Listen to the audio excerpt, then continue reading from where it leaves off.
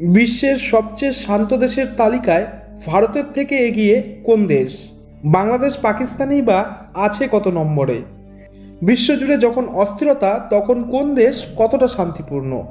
Global piece ইন্ডেক্সের report অনুযায়ী শান্তি ও স্থিতিশীলতার দিক থেকে ভারত এখনও অনেকটা পিছিয়ে। Institute for economics and piece প্রতি বছর এই তালিকা প্রকাশ করে। এখানে দেখা হয় একটা দেশের সরকার কতটা শক্তিশালী, মানুষের মধ্যে সামাজিক বিশ্বাস কতটা গভীর এবং নাগরিকদের জন্য ন্যায় বিচার ও শান্তির পরিবেশ কতটা সুরক্ষিত।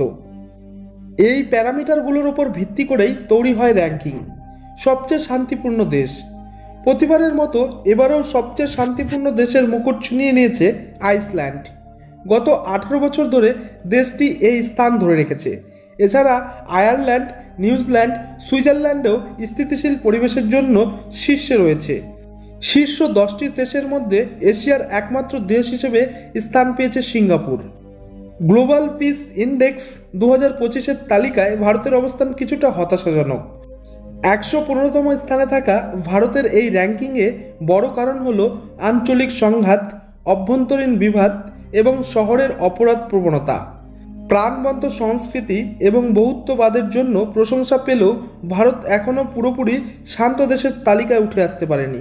তবে গতবারের তুলনায় এই র্যাঙ্কিংয়ে কোনো পরিবর্তন হয়নি। এবার আপনাদের মনে প্রশ্ন জাগতেই পারে, বাংলাদেশ এবং পাকিস্তানের অবস্থান কি রয়েছে? এখানে অবাক হওয়ার প্রশ্নই ওঠে না। ভারত থেকে পিছিয়ে রয়েছে তার দুই প্রতিবেশী দেশ বাংলাদেশ এবং পাকিস্তান।